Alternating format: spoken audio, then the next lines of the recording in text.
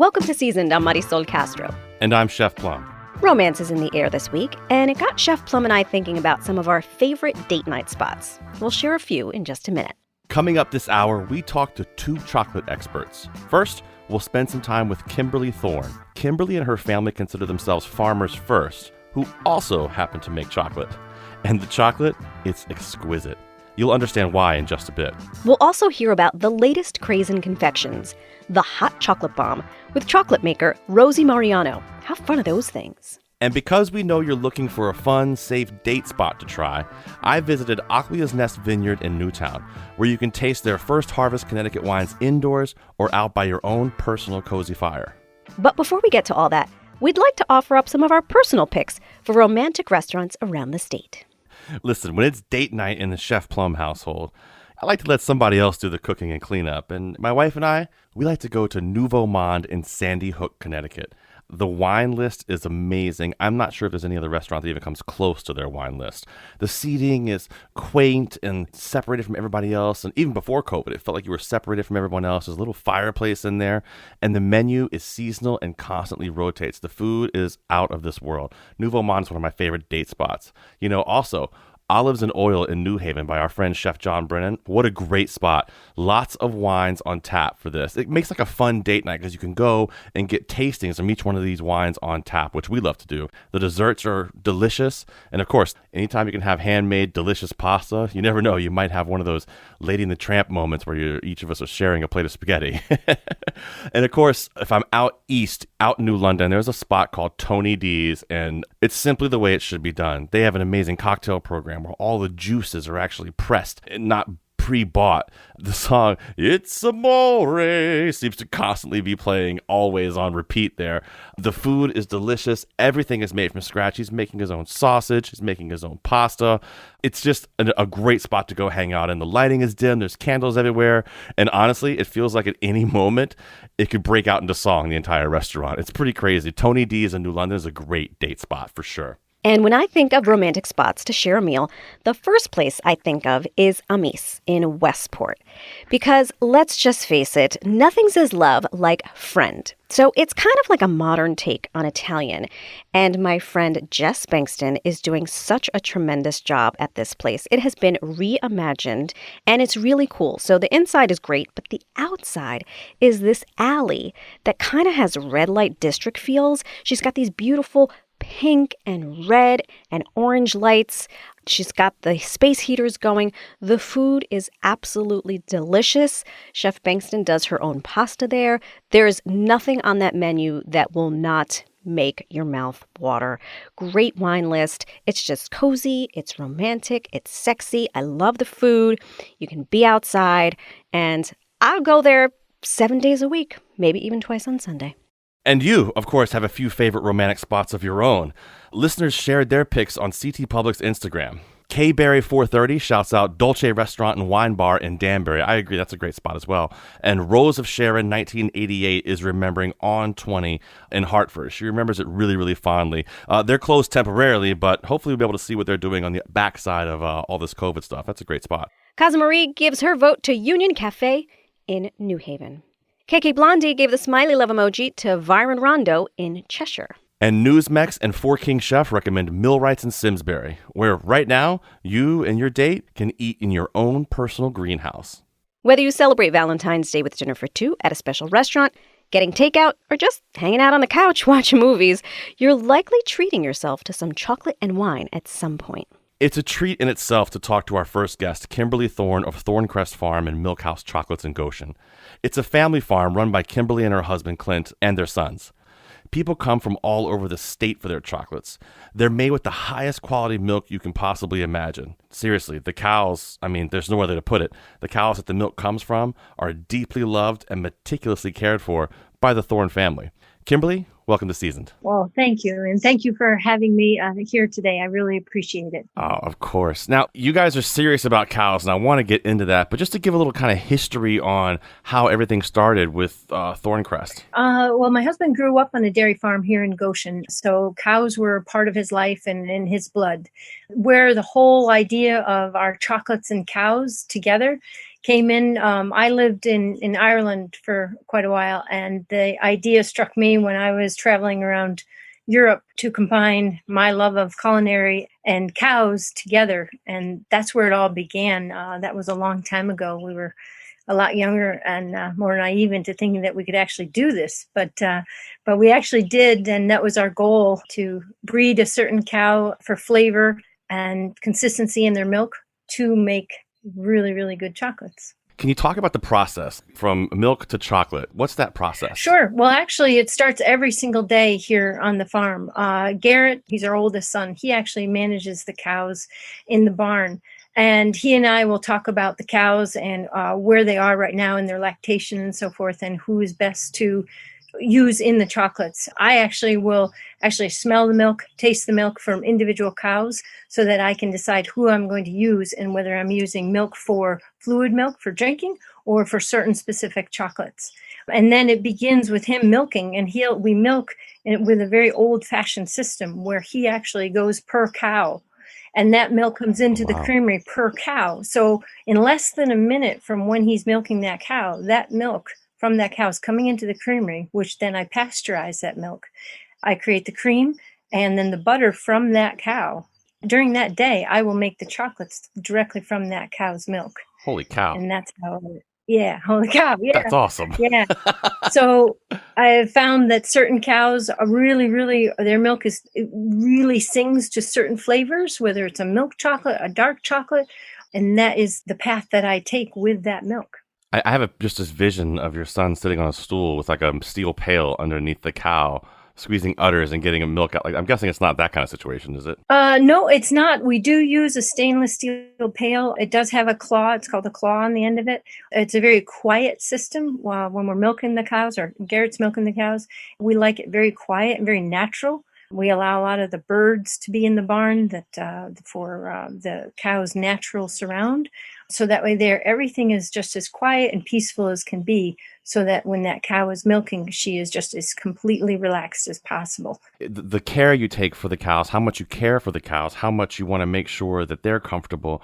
I almost kind of liken it as a chef to Kobe or Wagyu, just kind of the same way you take care of the animals. Am I on this right path? Oh, totally. It's different. A cow's milk will change drastically based on who she's standing next to, her stress level. And so our whole goal is to keep that so minimal. Their comfort and happiness is our whole goal. That in turn reflects right into their milk. You can taste it. You literally can taste it when a cow is different. And that goes into as far as like, we don't use anything on those cows. We don't use soap. We don't do anything on their bodies because that's their skin. That's their skin. So therefore, that can directly affect the flavor of the milk as well. So we're very particular about that. We're really farmers first, and then we just happen to make chocolates. You yourself, you've kind of gotten to where you've got your palate trained to where you can tell the nuances. Like you said, the milk sings to you. Yes, absolutely. Every single cow's milk tastes different. And a good part of that is not only the cow individually, but Clint, he actually has bred these cows. It goes back to a cow he bought in 1987. Her name was Hanover Hill Jethro Coral. And he, 99% That's a long of name. Go back to that cow because of the quality and the essence of her milk. He'll also breed the cows very specifically. And a lot of times it goes back to the genetics, go back to very old genetics, so that the consistency and the quality of that milk is paramount. We don't push our cows for milk. We want them to have the best milk. Lyndon, who is our other son, not only is he's a huge part in we make all our own hay for our cows, so that one cow will get this specific type of hay because that's her digestive tract, or her system works better on that hay than another cow. In a sense, like you and I, we have different systems. So what you consume or what I consume is going to affect our bodies differently and our performance, therefore. And that is a big part of it. We're joined by Kimberly Thorn of Thorncrest Farm and Milkhouse Chocolates, talking all about these amazing cows and how they take care of them there on the farm. What are some of the some of the nuances that would come out when you're tasting the milk to begin with to decide what's going to go where? Is it kind of like tasting wine? Do you look for Yes. like floral things going on? Do you look for herby like things going on? What is it?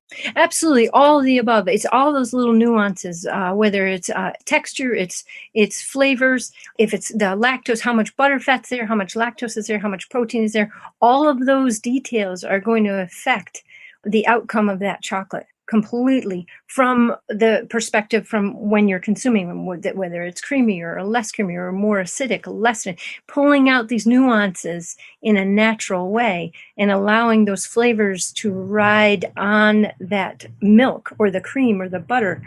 That's why it's so important to do it from per cow. Does that make sense? It makes total sense.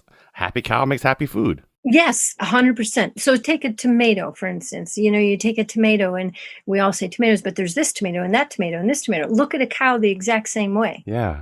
And then you're taking that tomato and making this type of sauce or this or that. And not all tomatoes will work in every single dish. And that is what a cow can do. Wow, that's interesting. And I mean, you even have certain cows for making caramels, right? Like it's not just everybody does something different. Absolutely. I actually have my favorite cow to make caramels is Daydream. Daydream is our super cow for caramels. Her consistency, her flavor, the butteriness, the creaminess of her milk. You can smell it. You can taste it right in her milk. And it just makes the best caramel, hands down. Do you hug them and talk to them like you would like a dog or a family pet? We do. Do you? We do. Our girls are our family, and they're a part of our life. They're with us for their entire life, and they are our family. They have breakfast before we do. Yeah, that's great. So do my kids, actually, so it makes total sense. What's like a day in the life like? My day always typically begins with pasteurization of the milk, making the cream, making the butter, and then getting my define of what I'm making that day in terms of my menu that day. And once I get all my ingredients together, then I start making the chocolates from there. Do you work alone doing chocolates, or do you have some help? Actually, that's a great question. Lyndon, our other son, not only does he make the feed for the cows and so forth, but he is a phenomenal chocolatier and he has a phenomenal palate for tasting. And so he works very closely with me with the chocolates, and which is a real treat for me. One of his specialties is we make 100% dark chocolate from nibs from Peru. Wow. And it's an eating bar, and it is awesome. But he can smell when it's ready, and he knows perfectly. But having that with a glass of Shiraz is phenomenal. Yep. The pepperiness, the chocolate, that's great. Hey, just rounding back to the cows, I just had another question kind of hit me with it. Was as much as we talked about how well you take care of them, what are some of the things that would stress them out? One of the things is if they're next to another cow they don't like.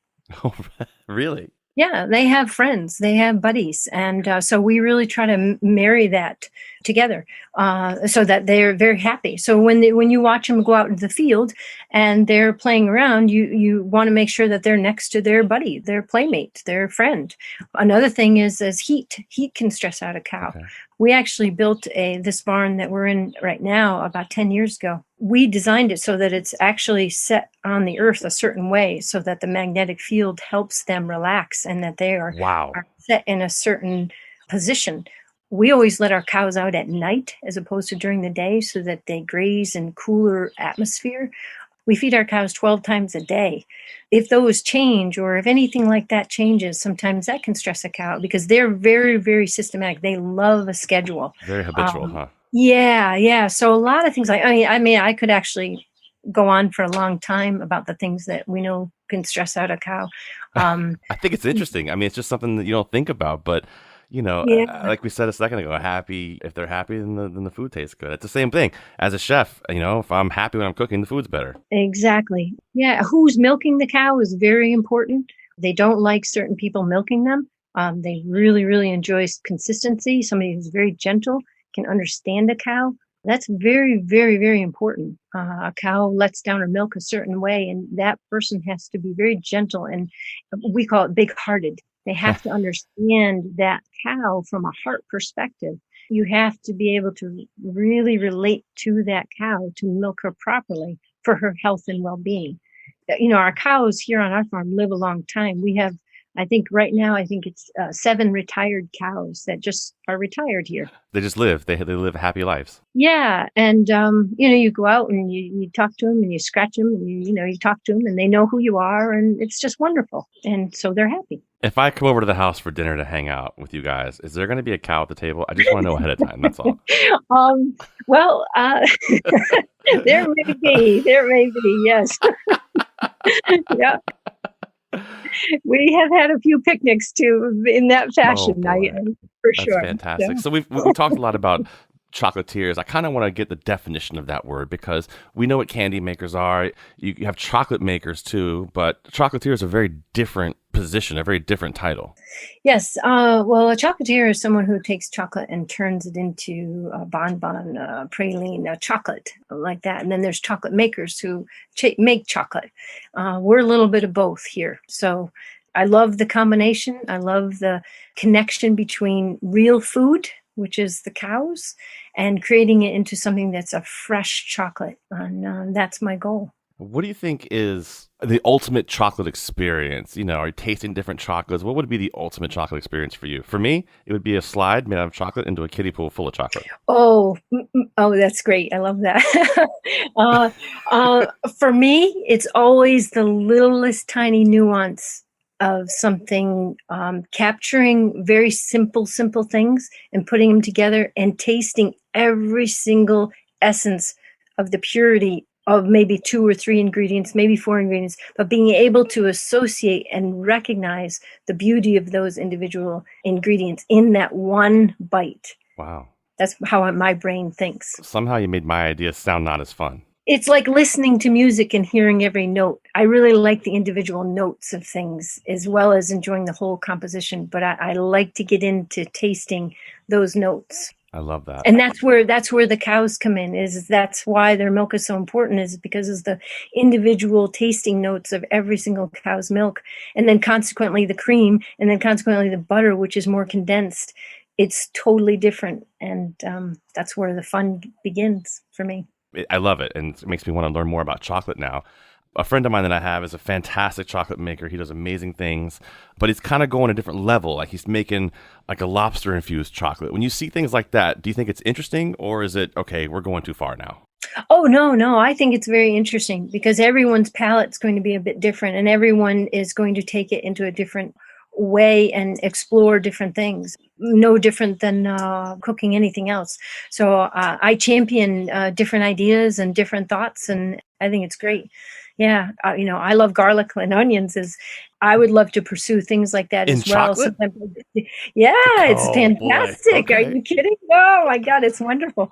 But again, it's balance. It's a balance. When you're making anything, and that balance has got to be, again, so that those notes, those tasting notes, you hit the high points and then maybe a low point of a note that is subtle, but it has to be a secondary character to make the whole thing taste great.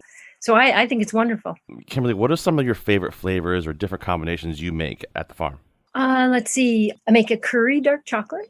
Nice. It's a Madras curry. I love that. I have a dark chocolate lavender from Lavender Buds. That's awesome. A hazelnut gianduja that is just perfect. I do a creme fraiche in raspberry, making creme fraiche from our cows. So it's almost like a parfait inside a chocolate. Yeah. It's awesome. I have right around about 168 flavors I make from January through December, depending on the cow, depending on the season. Oh gosh. So you're down with all the crazy flavors. It's fun to make those. Yes. I love it. That's fantastic. I think I see on here black pepper and ginger truffles. That actually is a great one because it's a contradiction. Very much so. Yeah, but it blends beautifully together. Just perfect. So I actually have to kind of hold myself back from That's awesome. Talk about some for Valentine's Day. This is the time of year. I'm sure it's a crazy busy time of year for you guys as well. But what's a great chocolate pairing for you? I do a beautiful Cabernet Sauvignon dark chocolate truffle. And then, of course, we do our Krug champagne truffles for Valentine's this time of year. Valentine's Day, I love to do a larger palette of flavors because when you're getting that beautiful Valentine's box, it's great to really be able to choose from a wide variety, from an almond praline all the way to a hazelnut nib crunch to cherry vanilla creams to the black pepper and ginger truffles to an Earl Grey tea truffle. Yeah. So I kind of really try to make a beautiful palette of flavors for everyone to, when I'm putting boxes together myself. When I put the chocolates in the boxes, I kind of picture how someone might go through their box, and I put them in pairs so that this one would taste good next to this one and this one and that one. So they may not even know it, but they're getting this palette of flavors as they move around the box. So much thought behind it. That's fantastic. What are some things that people can look for when they taste chocolates to tell differences? Aside from obviously the cocoa content, but what are some different nuances of the chocolate that people could taste? Creaminess, smoothness, complexity of flavor. That's very important. Really take the time to let that melt and push it up onto the top of your palate and really taste it. Taste every single nuance that chocolate can give you, from whether it tastes floral as cherry or plum or tobacco or tea, or try to really taste the nuances of that chocolate. That's the best thing. That's the beauty of it. But for me also, it's the level of creaminess. Where's that coming from? And is it creamy? Is it gritty? What is it? And really recognize those tastes and flavors and textures. Those are all great tips for someone when you're tasting chocolate. Last one, Kimberly, you're going to put together a box, okay? A box of chocolates and truffles. Yep. 3 or 4 pieces that are going to make me the superhero on Valentine's Day. What are you going to put in that box? Oh boy. Okay. How many can I choose? How 4. big is this box? 4. Oh gosh. 4. Seriously. Oh my gosh. Oh gosh. Only 4 chocolates, really? That's it. It's a small little box. Definitely Credence is the name of the cow. So I would do Credence's Madagascar vanilla creams. Definitely. Sounds great. I would do Supreme's white chocolate raspberry creams. I would do Mr. Ives mints. It's mint that's from my garden. Mr.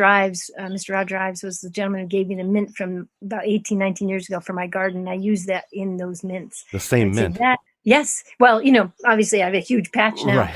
But and then I would say for a truffle, oh boy, you're making me choose between these. It's like picking your favorite kid, huh? Yes, exactly. Maybe the cow. Cabernet, Charisma's Cabernet Sauvignon dark chocolate truffle, or the dark chocolate crumb truffle. So see, I had to choose 5. I couldn't. Oh, that sounds awesome. I love all these. I would be happy with this box. I think my wife would be very happy with it as well. Yeah, Kimberly, we appreciate your time. You're a legend. I can't wait to come hang out and taste chocolates. And I work for chocolates, so don't worry. Okay, perfect. It doesn't stop here on the farm, so that'll be perfect. That was Kimberly Thorn. She's the owner and chocolatier at Thorncrest Farm and Milkhouse Chocolates in Goshen.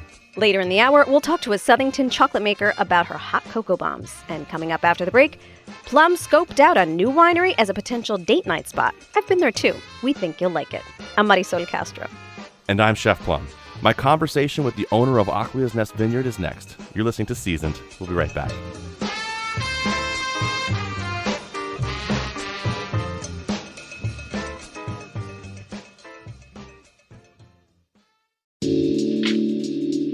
Welcome back to Seasoned. I'm Marisol Castro. And I'm Chef Plum. Connecticut's wine trail includes more than 24 wineries and vineyards, and the newest happens to be in Plum's hometown. Neviana Zagaba and her husband, Arden Lomi, own Aqua's Nest Vineyard. They settled in Newtown 5 years ago on more than 40 acres, where they grow a variety of grapes.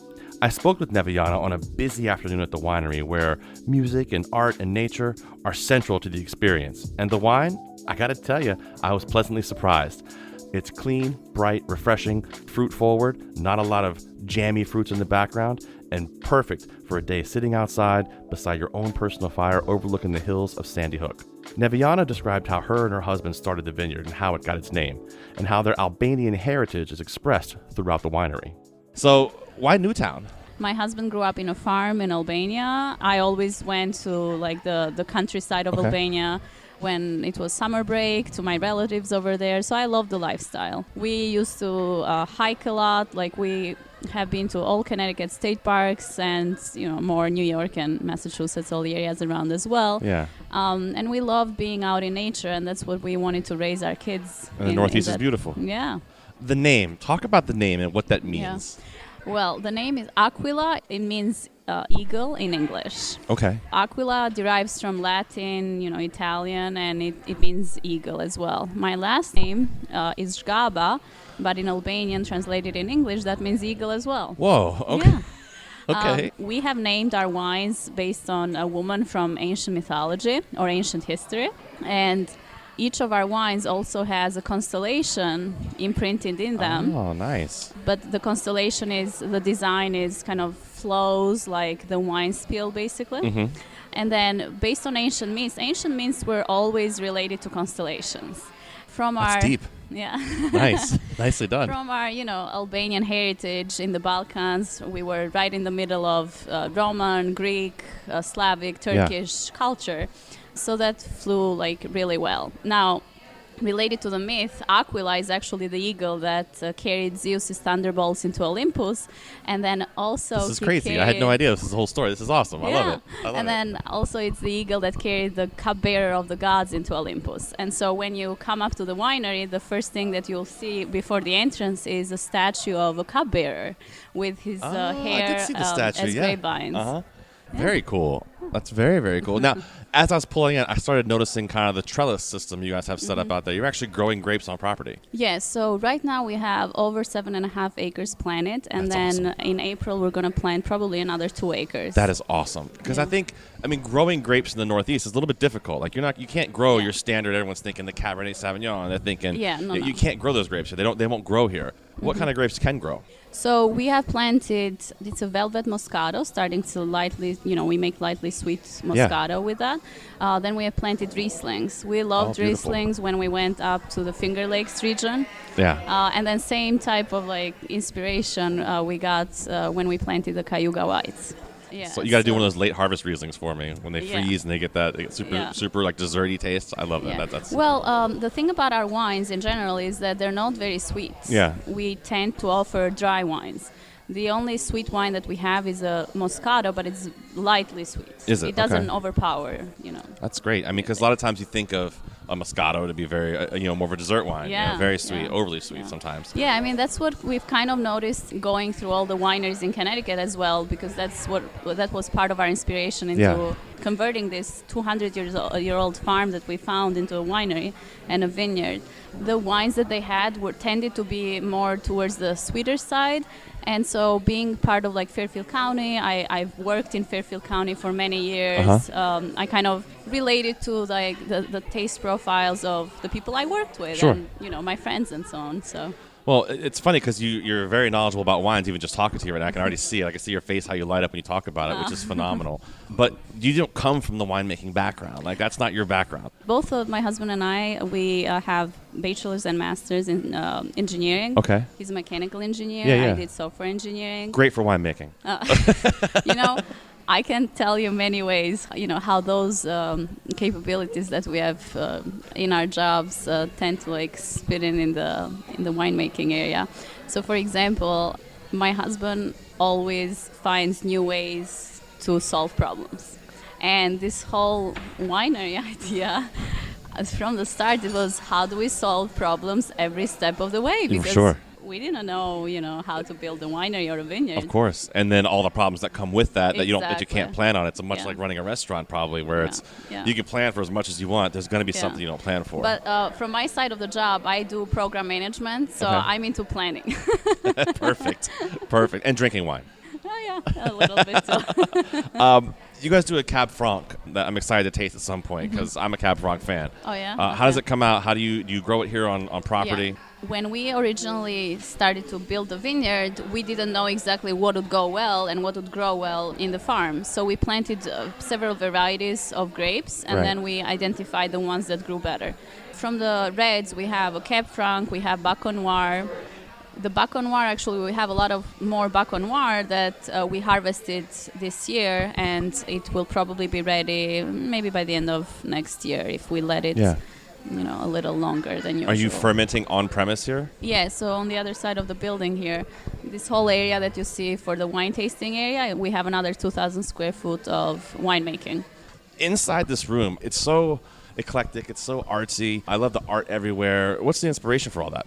So this is a labor of love, and we had other jobs. It's not like we wanted to spend every free time that we had in the past 5 years in a project that didn't really mean a lot to us. Sure. So we put a lot of effort in the building up the vineyard and planting it, and then when it came out time to build the winery, I wanted something that I could stay here every weekend and feel like I was away from my other job, and like a vacation, really. Different than the day-to-day, right? Exactly, different, very different. And because we've visited many of the other wineries all over, in the United States, France, and of course in the area that we grew up as well. Right.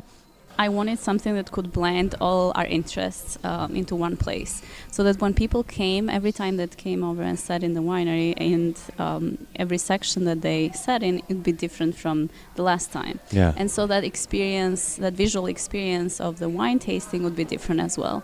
So you can see here we have featured, Albanian traditional art. We have featured women empowerment, photography that I've taken from the vineyards, many different topics, even the United Nations global goals.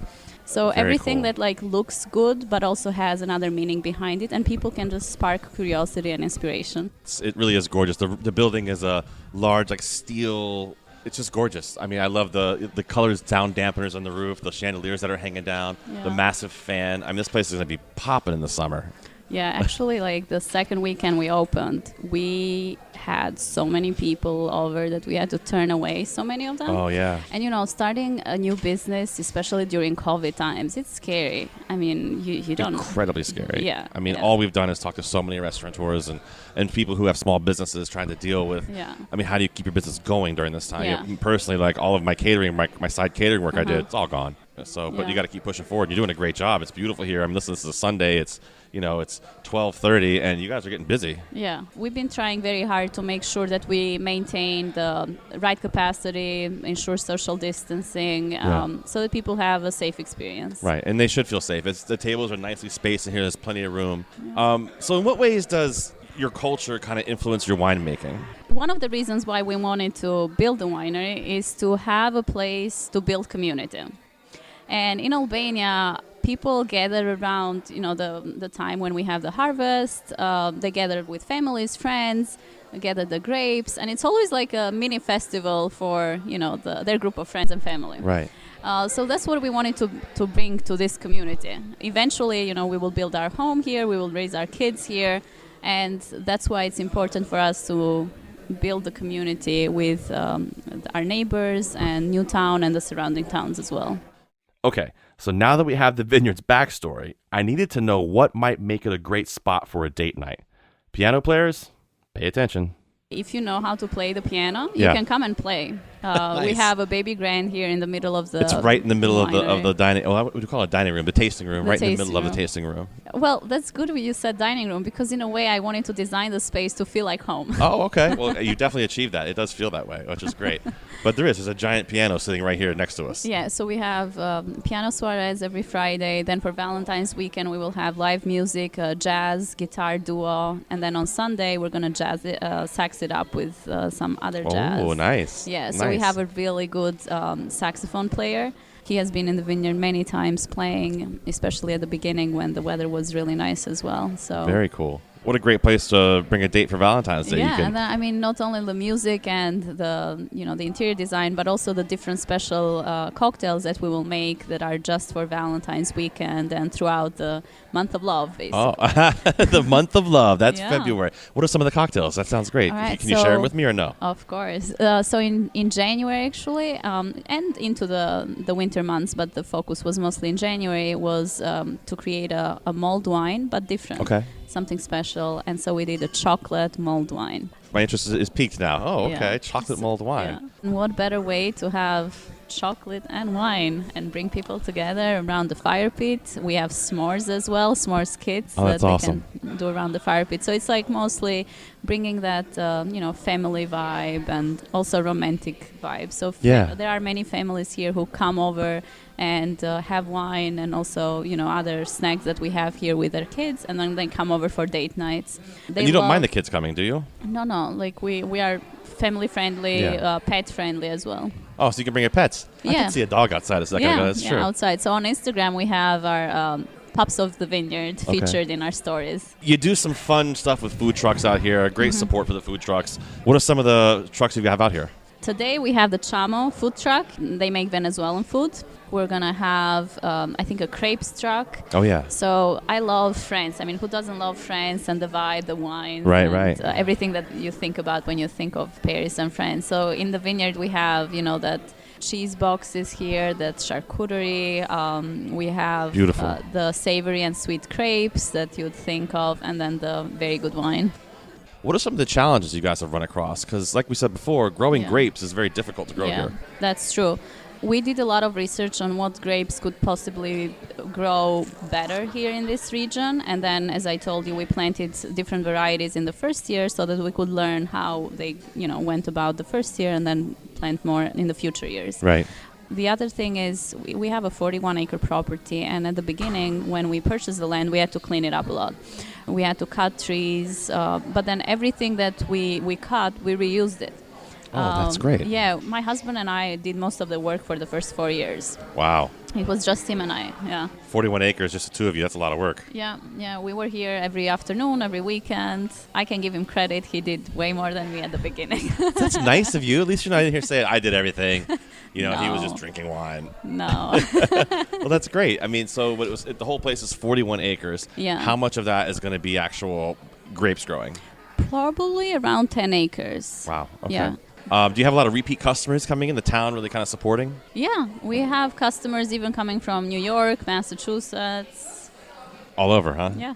I can't wait to taste some wine. You forced upon me a glass when I came in. Well, so I don't right want to now say you're forced is a stretch, by the way. I mean, I said, yeah, sure. So right now you're tasting the dry rosé, and usually I've noticed, most generally with men, they come over and they say, well, what can I have? What do you suggest? And I'm like, how about you try the dry rosé? And they look at me and like, the rosé. Why? Oh my gosh, that's crazy. Okay, well I'm like, give it a try. And then they always love it because it's a very dry wine. It's made with Sangiovese grapes. It's one of the best grapes to make rosés. Through the pandemic, we've improved service a lot to people, whether it's takeout service, whether it's pickup service, but we're losing the hospitality aspect of it, right? Yeah. I feel like you're kind of getting that back when you walk in here, which just makes it perfect for a date night. Great hospitality, great wine, beautiful fire pit. What's better than that? Yeah. And a s'mores kit. There might be a dog around. Who doesn't love dogs? That was Neviana Zagaba. Along with her husband, she owns Aclia's Nest Vineyard in Newtown. I'm Chef Plum. And I'm Marisol Castro. We're going to take a short break here. When we come back, hot chocolate bombs. Stay with us.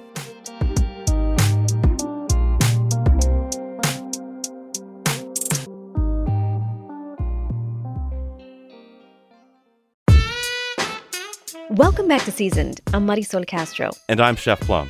We have one more chocolate treat to share with you today. We're joined by Rosie Mariano, the chocolatier behind Rosie's Royal Chocolates in Southington, where she makes a lot of hot chocolate bombs these days.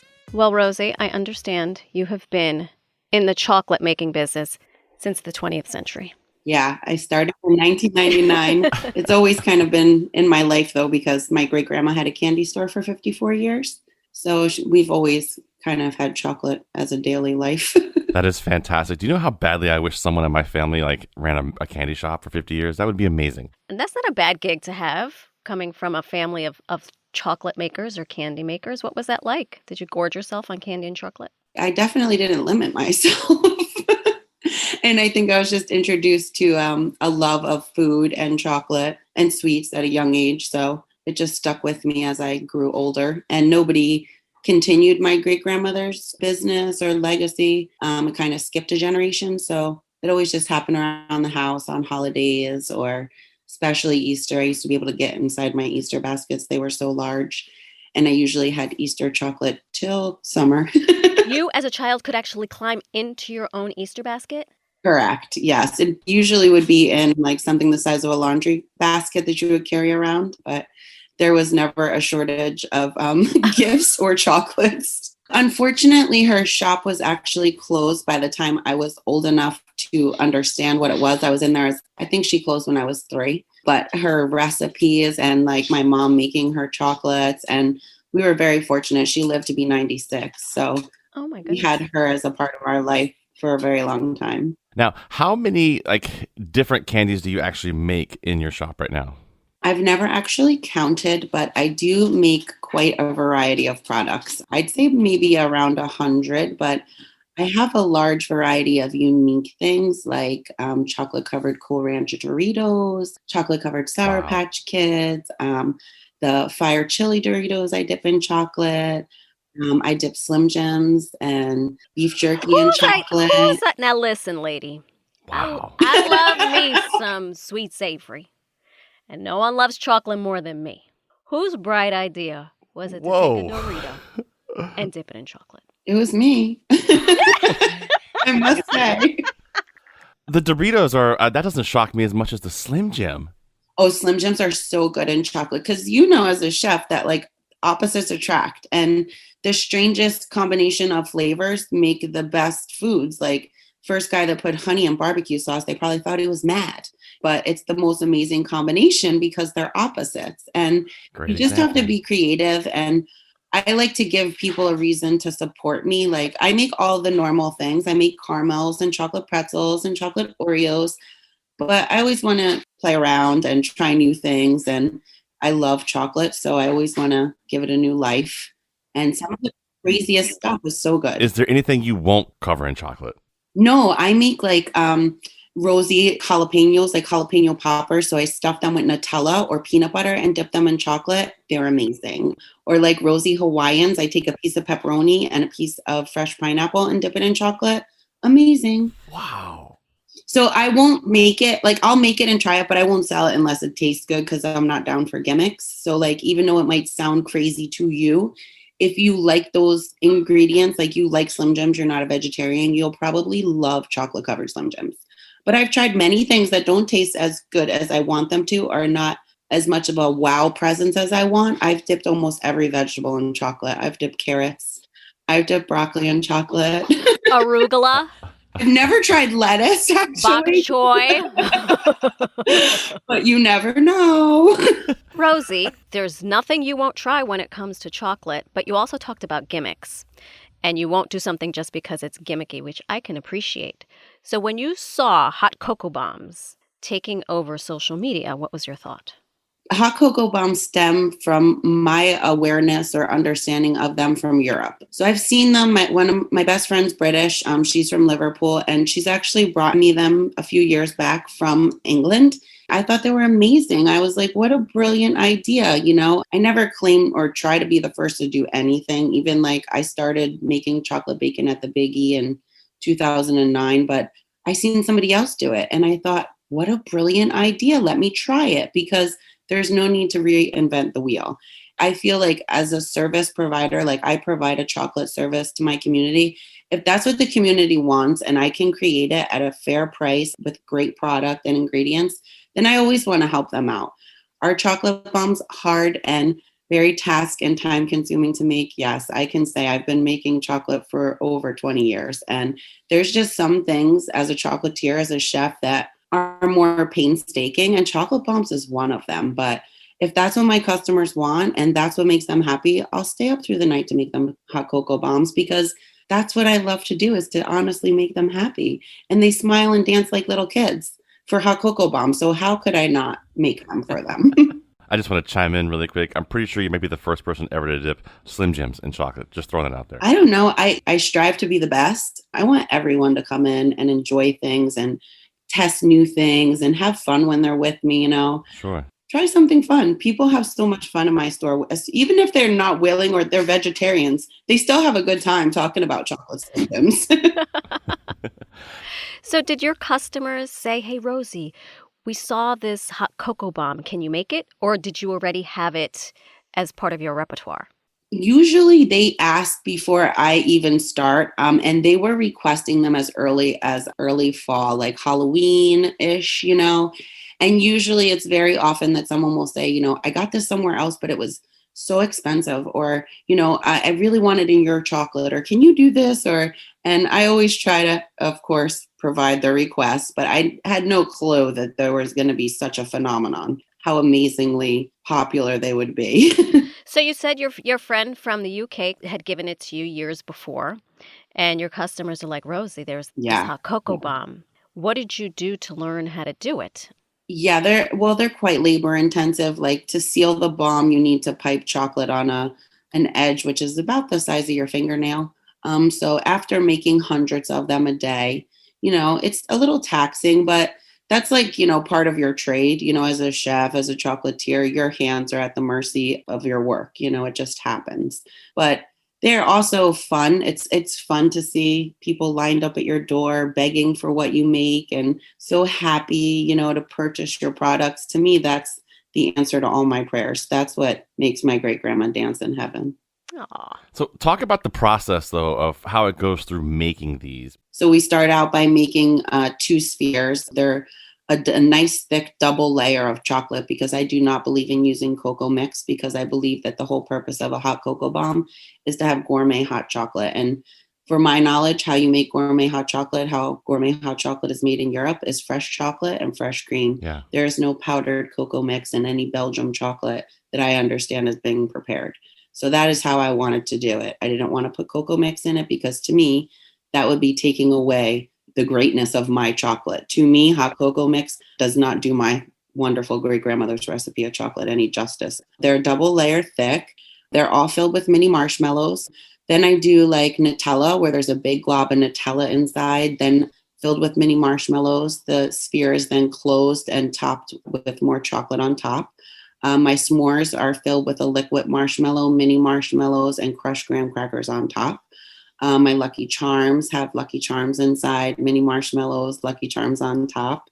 I do Heath toffee. My peanut butter has peanut butter inside and peanut butter outside. I do caramel inside, marshmallows, and then a caramel topping outside. Mint chocolate, peppermint. I do some plain ones for people who aren't adventurous. Just with sprinkles. I mean, you kind of are doing all kinds of different creations with these. I love these. How quickly did these sell out? At Christmas, as quickly as I could make them, they would sell, and I'd be going as quickly as I can, because people would almost be arguing over them. They would be lined up at my door at Christmas, and if I had 100 ready, 100 went. So it was a great blessing. First of all, when you put these things in milk and they actually start to fall apart, it's almost like a show happening itself. When you watch it start to melt down and they open up and that cocoa comes out and the marshmallows start to float. I mean, you almost want to start cheering when you see them start to melt. At least I do. I think it's so cool to make.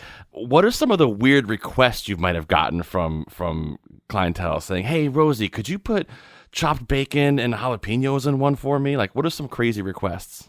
I've had a few requests for bacon. Sure. That's, I would definitely say, the oddest. I think because I made so many different flavors, from marshmallow to peanut butter to caramel to Nutella, I kind of got almost all of their needs covered. But people always request meat and bacon and chocolate together in all forms. Some people cringe. I'm like, I wish I had a camera so you could understand how many people ask me for this. Are there any plans for something special for Valentine's Day, like a special Valentine's Day chocolate bomb? We already have Valentine's Day decorated bombs where they're covered with little hearts and cute candies. And I am in the process of sourcing some heart-shaped marshmallows. So hopefully we can have a heart-shaped exploding bomb come up. Well, listen, as far as a lot of these trends that have been going on through the pandemic, with everybody making sourdough bread and all the different types of baking you see going on, I hope this one sticks around, because this is a fun one to do, and hot chocolate is delicious any time of year to me. I so agree. Amen. That was Rosie Mariano, the owner and chocolatier at Rosie's Royal Chocolates in Southington. If you line up outside her shop to get one of her hot cocoa bombs, no fighting. There's plenty to go around, and Rosie is always happy to make more. I'm Marisol Castro. And I'm Chef Plum. Seasoned is produced by Robyn Doyon-Aitken and Catie Talarski. Thanks for listening, and happy Valentine's Day. See you next week.